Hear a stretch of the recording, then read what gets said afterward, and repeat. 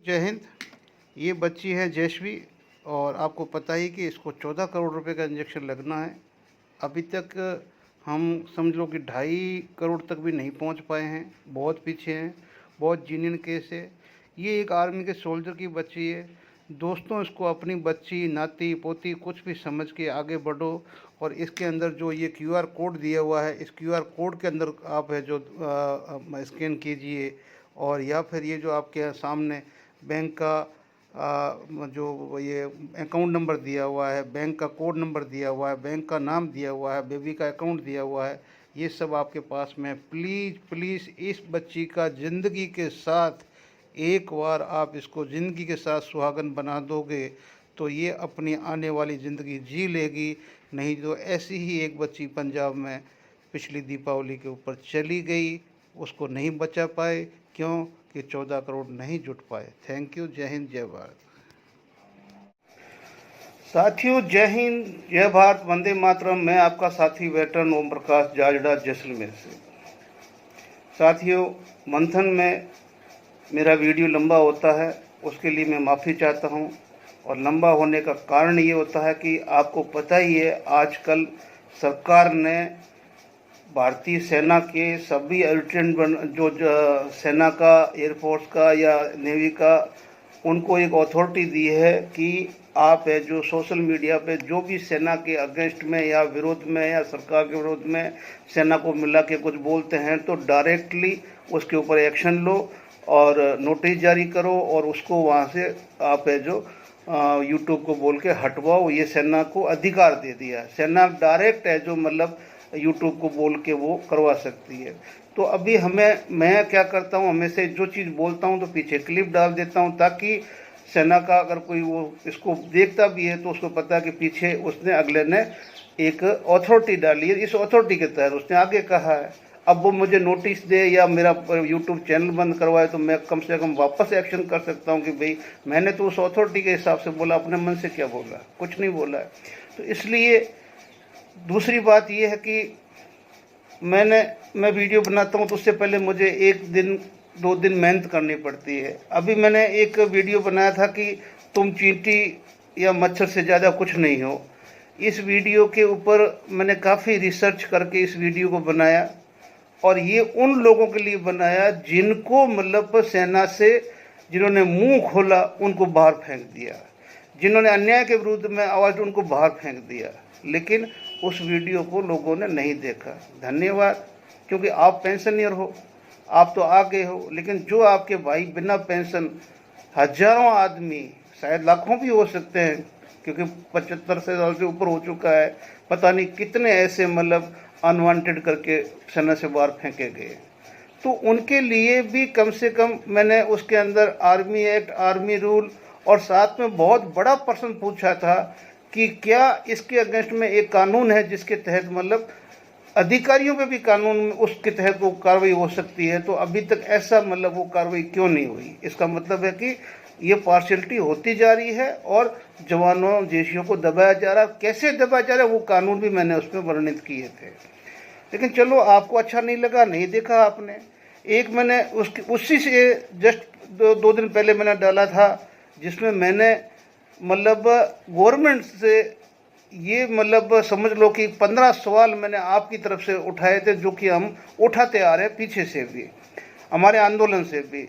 लेकिन वो 15 सवाल मैंने OROP 3 को मिला के और उसके एविडेंस के साथ में डाला था कि क्या ये 15 सवालों का कोई जवाब है।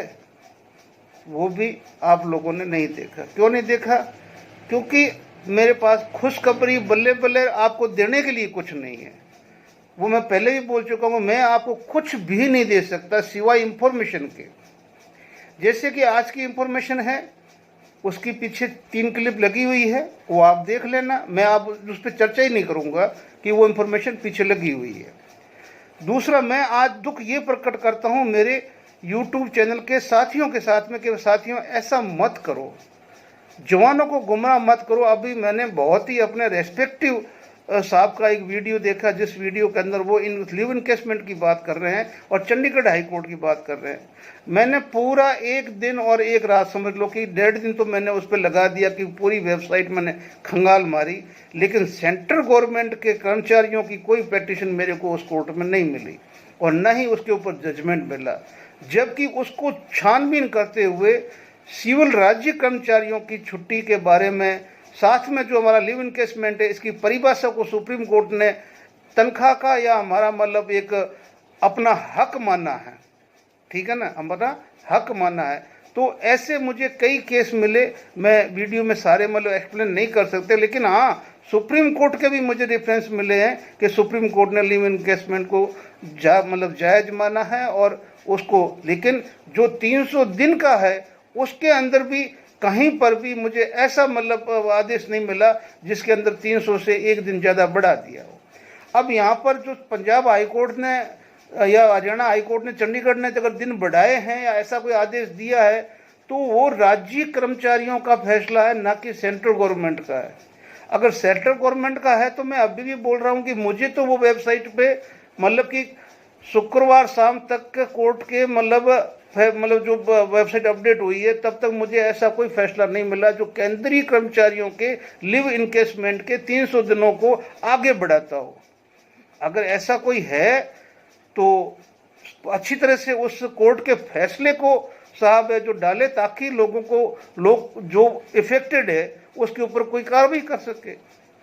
अब इस तरह से मतलब बाकी जो हम बाकी ऐसे ऐसे लोग हैं जो मतलब ऐसे थंबनेल देख के और 2.5-3 मिनट बोल देंगे, हर कोई 2.5-3 मिनट कोई भी वीडियो पर टिक जाएगा, उसका वो काउंटिंग हो जाएगा, उसको उसका पैसा मिल जाएगा। ऐसा मत करो यार लोगों के साथ में। अब मैं यहाँ आता हूँ ओआरओपी के ऊपर, 3 के ऊपर, कि मैं मानता हूँ कि ये 5 जवान क्यों मांगे हैं कि जवान, हवलदार, नायक तीनों को फायदा हुआ है, मानता हूँ फायदा हुआ है और फायदा भी ठीक ठाक 2-2,500 से 3,000 तक हुआ है। लेकिन ये हुआ है, जवानों को बुलाया, बाकी को नहीं बुलाया, क्योंकि बाकी को नहीं हुआ है, वहाँ पोल खुल जाएगी। और अफसरों को बहुत ज़्यादा हुआ है तो वहाँ और ज़्यादा पोल खुल जाएगी। यहाँ पर कोई भी ये नहीं देख रहा है कि भाई जो मैंने कल वो जो डाला था ये 15 सवाल वाला वीडियो के अंदर मैंने यही तो बोला था, वहाँ पर भी, इसमें भी मेरा वही प्रश्न है कि सिपाही, नायक और हवलदार जिनकी बेवाएं हैं, वीरांगनाएं हैं, माताएं हैं, उनके पेंशन के अंदर जो कटौती हुई है उनका कौन उठाएगा मुद्दा भाई? क्या वो कोर्ट आएंगी? क्या वो जंतर मंतर पे जाएगी? फिर काय का आप है जो मतलब ये हिंदुस्तान में ये इतने 1000 संगठनों की जरूरत क्या है जब किसी औरत को ही आगे आना है?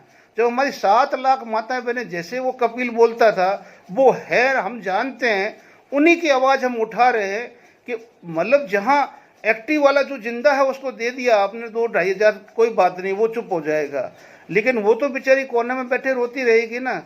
उसको तो कोई जाके पूछेगा भी नहीं कि तेरा कितना बड़ा है, कोई बताएगा भी नहीं तेरा कितना बड़ा है। अब तो वो बैंक में भी नहीं जाके पूछ सकती भाई ये ओआरओपी 3 आई है बाबूजी मुझे बताओ मेरा कितना बड़ा है, क्योंकि उसको बैंक में जाने की जरूरत ही नहीं है। वो किसी को भी एटीएम देगी, अपने बच्चे को, अपने देवर को, जेठ को, या किसी को भी, या पढ़ी लिखी तो खुद जाएगी निकाल के ले आएगी। लेकिन ये जो कर रहे हो बहुत ज़्यादा अन्याय कर रहे हो इनके साथ में, ऐसा मत करो। इनके लिए आवाज़ उठाना है उन संगठनों को। और सबसे बड़ा आश्चर्य ये है कि ओआरओपी 3 जो हमारा मतलब सितंबर 4 को जारी हुआ था, सितंबर 4 को जारी हुए ओआरओपी के ऊपर अभी तक कोई संगठन आगे कदम लेके नहीं आया। इसका मतलब सबको ओआरओपी 3 स्वीकार है, लेकिन हम चुप नहीं बैठे। हमारी ऑर्गेनाइजेशन जो एचसीओ की है, पूना की, एक ही हेडक्वार्टर है हमारा, जो मतलब ऑनरी कमीशन ऑफिसर का, और वो संगठन में सिर्फ एससीओ ही है। अब मुझे पता है कि आप लोग वही बोलोगे भी जेसीओ को गाली दोगे तो कोई फर्क नहीं पड़ेगा भाई, इनको तो ऊपर से भी मारे, नीचे से भी मारे, नौकरी में भी मारे और पेंशन में भी मारे, और खूब आप भी अफसरों के साथ में आप भी खुशियाँ मनाओ। 1 रुपया उसका फायदा नहीं हो, लेकिन आपका तो 2,500-3,000 हुआ है ना। लेकिन आपकी माताएं बहनें, जो सिपाही की माताएं बहनें, जो मैं उनकी बोल रहा हूँ, जिसके 2 साल के अंदर या कोई समझ लो कि 1 साल के अंदर यूनिट में जाते ही शहीद हो गया, शादी करते ही शहीद हो गया, किसी की 2-2 महीने के बच्चे थे तब वो शहीद हो गया, उनकी पेंशनों का क्या हाल कर दिया, क्या पता है आपको? तो उनके लिए खड़ा कौन होगा यार? समझ में नहीं आ रही है। कोई संगठन ये आवाज नहीं उठा रहे कि ओआरओपी 3 के एनोमलीज क्या है। कोई संगठन आगे नहीं आया। कमेंट में लिखते हैं कि ऐसे होना चाहिए, ऐसे होना चाहिए, ऐसे तो सब होना चाहिए तो कम से कम जो आपका संगठन है उस संगठन के अध्यक्ष को पकड़ो ना, कि आगे बढ़ो, हम तुम्हारे साथ में हैं, ठीक है ना। मुझे लगता नहीं कि भी अभी कोई संगठन आगे आके कोई आंदोलन कर सकता है। पंजाब के ऊपर विश्वास था, लेकिन पंजाब वाले भी अभी सजग हो गए। क्यों? कि जो इंटरनेशनल बेइज्जती हो रही है पंजाब की, जो पंजाब के खालिस्तानियों की वजह से। अब कोई अगर पंजाब का अच्छे इंसान आके अगर जतन बैठेंगे तो ये सरकार 1 सेकंड नहीं लगाएगी उनको खालिस्तानी डिक्लेयर करते हुए। एक सोल्जर अपनी पूरी ईमानदारी से नौकरी करके आया और अब पेंशन के लिए लड़ रहा है, तो उसको खालिस्तान डिक्लेयर कर देंगे, तो फिर वो बेचारा क्यों वहाँ पर जाएगा? जब पूरे भारत को किसी को तकलीफ नहीं है तो फिर पंजाब को अकेले को क्यों होगी? उनके पास तो अन्न के दाने भी अच्छे होते हैं, पूरे देश को खिलाते हैं वो तो पंजाब, हरियाणा या अब राजस्थान का भी अच्छी पोजीशन है, क्यों आएंगे ये आगे फिर? लेकिन अगर संगठन में अगर शक्ति नहीं है तो आगे मिलने वाला भी कुछ नहीं है, कुछ नहीं मिलने वाला है। इसलिए दोस्तों, बाहर निकलो, आगे आओ, अपने संगठनों के अध्यक्षों को जगाओ, वो सोए हुए हैं, जगाओ कि आपको क्यों बनाया था, या आपने ओआरओपी 3 का क्या चिट्ठी लिखी सेंट्रल गवर्नमेंट को? हर संगठन के सदस्य ने जिसने रसीद कटवाई है जाके अपने अध्यक्ष से पूछे कि भेजी है। या जो कोई संगठन अगर हमारे से जुड़ा हुआ है, एफईए से जुड़ा हुआ है, तो हमारे एफईए अध्यक्ष राठौड़ साहब से पूछे, ठीक है ना। राठौड़ साहब उसके जवाब दे, वो बताएंगे आपको कि भाई मैंने क्या क्या किया है। लेकिन जब आप खामोश रहोगे, कुछ बोलोगे नहीं, तो सरकार को तो यही चाहिए। और फिर हम तो बोल रहे हैं कि 80% तो आप सैनिक रहे नहीं, आप तो राजनीति में उतर चुके हो और आपने अपना पल्लू पकड़ लिया उनका, तो आपको कहना ही बेकार है भाई। हम तो चिल्लाते रहेंगे, क्यों कि मरते दम तक चिल्लाएंगे। जो भी हमारे साथ में विसंगति होगी, हमारी ज़िंदगी का हमने मकसद बना लिया है। सरकार चाहे ये हो, चाहे वो हो, चाहे कोई तीसरी हो, हमें कोई मतलब नहीं बनता। अगर मनमोहन सिंह की खाद्य सुरक्षा गारंटी कानून जो था संसद में बना हुआ को अगर प्रधानमंत्री फ्री राजस्व योजना बन सकती है, तो भाई हम भी जो वो गलत निकालेंगे उसको सही करने की ताकत हम रखते हैं, और जो होगा वो देखी जाएगी, लेकिन हम चुप नहीं रहेंगे। तो आगे की क्लिपें देखिए और उसके अनुसार मैं बोल रहा हूँ, जागो जागो जागो, नहीं तो कहीं कुछ नहीं है सिवाय हमारी बर्बादी के। जय हिंद, जय भारत, वंदे मातरम। साथियों, ये जो टीम स्पोर्ट्स का एक टेक्निकल सेक्शन का मैसेज आया प्रयागराज से, और ये एक सही मैसेज है जिसमें लिखा है कि dear sir, in continuation of this office email date 4 October 2024, it is stated that the issue of maximum terms engagement of the rank of honorary lieutenant, honorary captain of army and their equivalent rank in navy is under consideration at appropriate level, as and when any clarification received in this regard, the same will be communicated to all concerned and necessary revision of pension will be carried out accordingly. With regards, grants technical section ODPCDAP Prayagraj 211014। दोस्तों, बहुत बड़ा message है ये, और ये सही message है, और ये कोई फेक मैसेज नहीं है कि जो भी ऑनरी लेफ्टिनेंट, सुबेदार ऑनरी लेफ्टिनेंट, ऑनरी कैप्टन, सभी की जो ये टर्म्स एंगेजमेंट का जो था, वो जो पेटिशन गई है, ठीक है ना, जो हमने डाली है, उस पेटिशन को एक्सेप्ट कर लिया है, उस पर मतलब एप्रोप्रिएट एक्शन हो रहा है, वो बहुत जल्द एक्शन होगा। और उसका जैसे कि 2019 के अंदर हमने यही सेम प्रोसीजर अपनाया था, तब हमारा सर्कुलर नंबर 625 इशू हुआ था, जिसके तहत एयरफोर्स के सारे बंदे जो इससे अफेक्ट हुए थे उनको सबको अपना रिवीजन का पीपीओ मिला था। ऐसे ही समय लग सकता है, लेकिन हम गलत नहीं हैं। हमने जो एक्शन किया था वो एक्शन स्वीकार कर लिया गया है सरकार के द्वारा, और उसके ऊपर एक्शन हो रहा है।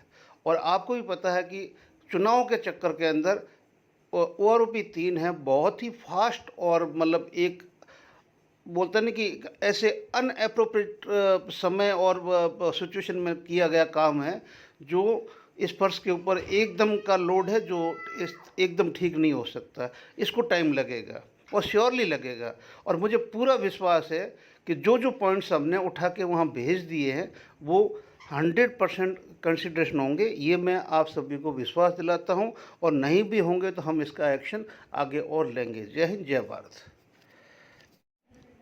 साथियों, ये अवेयरनेस मैसेज आया है रक्षा लेखा प्रदान नियंत्रण से, जो है हमारा PCDA अकाउंट पेंशन का और मिनिस्ट्री ऑफ डिफेंस का जो सेक्शन है, और इसके अंदर लिखा है कि अर्जेंट नोटिस, ठीक है ना, be aware of fake message on social media.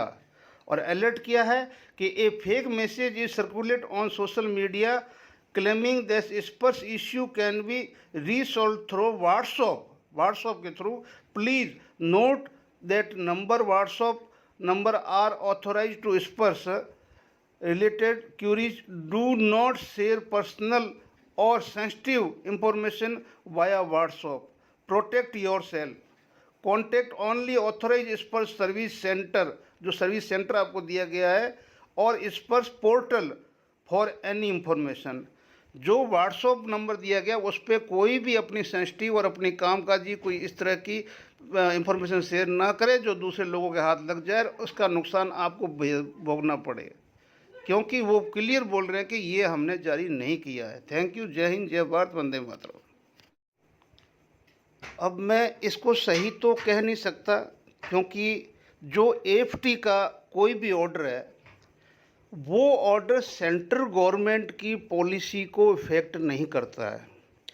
क्यों कि सुप्रीम कोर्ट ने 2016 में जो हमारे OROP का केस जो डाला था, जिसका फैसला हमारा 2023 के अंदर आया था, 22 में या 23 फर्स्ट में आया था, अप्रैल में, तो उसमें क्लियर बोल दिया था कि हम सेंट्रल गवर्नमेंट की पॉलिसी को मतलब टच नहीं करेंगे, सुप्रीम कोर्ट ने। तो जब सुप्रीम कोर्ट ने मना कर दिया, अभी हाल ही में अक्टूबर के फर्स्ट वीक में दिल्ली हाई कोर्ट ने कम से कम 100 से ऊपर जो पिटीशन जिसके अंदर मतलब ये अपने कम्यूटेशन का 100 से ज़्यादा केस थे, जो मतलब उन्होंने रोकने के लिए बोला था AFT ने। और वो जब थ्रू प्रॉपर चैनल MOD के पास गए तो MOD ने खुद है जो पिटीशन डाली थी इसके अगेंस्ट में। सुप्रीम हाई कोर्ट दिल्ली ने इसका जवाब दिया था, ऑर्डर दिया था कि ऐसा नहीं होगा, कोई अमेंडमेंट नहीं होगा, कोई चीज़ चेंज नहीं होगी। 15 साल आप साइन करके आपने कम्यूटेशन लिया है, टर्म्स ऑफ ऑर्डर आपको पढ़ के सुनाए गए हैं, इस पर कोई चीज़ लागू नहीं होगी। और वो सारी पिटीशन है जो आर्मी जो हमारी थी टर्न डाउन कर दी थी, और AFT को बिल्कुल इंस्ट्रक्शन दिया था कि ऐसी इंस्ट्रक्शन पास ना करें। अब ये एक केस कोई पर्टिकुलर कोई देवेंद्र सिंह का है, कुमार सिंह का है। अब बनाम पेंशन भोगी और पेंशन कल्याण केस के मामले में वकील, ये जो मेरे को लग रहा है कि ये केस ही मेरे तो समझ में नहीं आ रहा है। क्यों नहीं आ रहा है कि इससे सारे के सारे जो कम्यूटेशन वाले जो बंदे हैं सेंट्रल गवर्नमेंट के, उनको कैसे और क्या फ़ायदा पहुंचेगा। तो इसको विस्तार से अगर डालते तो हम भी मानते। एक बीच में चिट्ठी डाल दी है कि वो भी रजिस्ट्रार की कि आपका वर्डिक्ट का जो है वो आपको भेजा जा रहा है, यानी कि जो रजिस्ट्रार है वो कंसर्न एडवोकेट को या वो जो डिपार्टमेंट में उसको भेज रहा है कि भाई हम भेज रहे हैं। अभी ये है भी किसके लिए, फ्रॉम द प्रिंसिपल रजिस्ट्रार है, और दे किसको रहा है कि भी जिसका जो केस है उसको दे रहा है टू मिस्टर ये GK पाठक जी को दे रहा है। अब आप समझ जाइए कि भी इसके अंदर क्या है, वो हमारे को कॉपी मिली नहीं है। अच्छा, इसके अंदर सबसे बड़ी बात हम यही कहते हैं कि जो AFT है वो 2005 में इसका अध्यादेश लाया गया था, 7 के अंदर संसद में कानून बना था और 7 से ही इसके कानून बना के इसको इस्टेब्लिश कर दिया था। और ये आर्मी या एयरफोर्स और नेवी तीनों के लिए डिफेंस की एक अपनी एक अरेंजमेंट है कि जिसके अंदर डिफेंस के केस बाहर कोर्टों में ना जाए, बस उसके लिए बैठाया गया था। आज कोई एएफटी कोई सिविल मजिस्ट्रेट को आदेश नहीं दे सकती किसी सैनिक के घरेलू मामले के अंदर कि आप उसके खेत को छुड़वाइए, घर को छुड़वाइए। वो तो सीईओ को ही एक्शन करना पड़ेगा और सिविल एडमिनिस्ट्रेशन से हेल्प लेनी पड़ेगी या वहाँ के कोर्ट से हेल्प लेनी पड़ेगी। कहने का मतलब है कि ये अंदर की बात थी और अंदर की थी, और इसके ऊपर 10 बार हम कह चुके हैं कि एएफटी सेंट्रल गवर्नमेंट की उन पॉलिसियों को नहीं चेंज करवा सकता। अगर कोई की हुई है तो हमें भी भेजिए कि ये की है, जो एएफटी के आदेश के ऊपर सेंट्रल गवर्नमेंट की पॉलिसी सेंट्रल गवर्नमेंट ने चेंज करके दी है। नहीं, क्योंकि वो कानून मंत्रालय का हिस्सा ही नहीं है।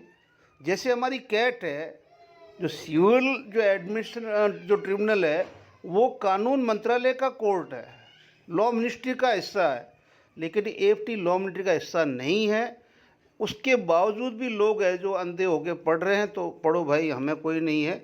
बट इस केस का मुझे कुछ समझ में नहीं आ रहा, इसलिए मैं इसके ऊपर ज़्यादा कुछ नहीं बोलूँगा कि ये ग्रुपों में डाला गया है, इसका क्या मतलब है क्या नहीं है, और क्या इसका ये भंवर जाल है, वो ये डालने वाले ही जाने। जय हिंद, जय भारत। साथियों, एफईए के जो सचिव है एडवोकेट शीशराम जी यादव ने जो काला दिवस मनाने की अपील की थी फेडरेशन ऑफ वेटरन एसोसिएशन के पूरे ही घटकों को, और उसके लिए मतलब जो एफईए अध्यक्ष हैं उन्होंने धन्यवाद आपको पेश किया है। और अर्जुन साहब ने ये चिट्ठी सभी ग्रुपों में डाली जो आपने पढ़ी है, और उन्होंने ये भी बताया कि जो आपने एक एकता का जो प्रतीक दिखाया है और जो एकता दिखाई है, तो उसके लिए आप सभी धन्यवाद के पात्र हैं। उन्होंने आशा भी की है कि आगे से भी आप है जो इसके लिए मतलब कटिबद्ध रहेंगे। और साथ में उन्होंने ये भी बताया कि आप जितने भी संगठन के अहदेदार हैं, सचिव है, सेक्रेटरी है, उप सचिव है या उपाध्यक्ष है, सारे के सारे ईमेल के द्वारा ज़्यादा से ज़्यादा संपर्क करें तो अच्छा रहेगा। और जो हमारी वेबसाइट बनी हुई है तो उसके ऊपर आप जो हमारी गतिविधियां संगठन की क्या चल रही है वो https अपना FVA.organization.in पर आप देख सकते हैं जी। तो ये मैं आपको दे रहा हूँ, साथ में आप इसको पढ़ भी सकते हैं, इसके ऊपर अकॉर्डिंगली अपना काम भी कर सकते हैं। जय हिंद, जय भारत।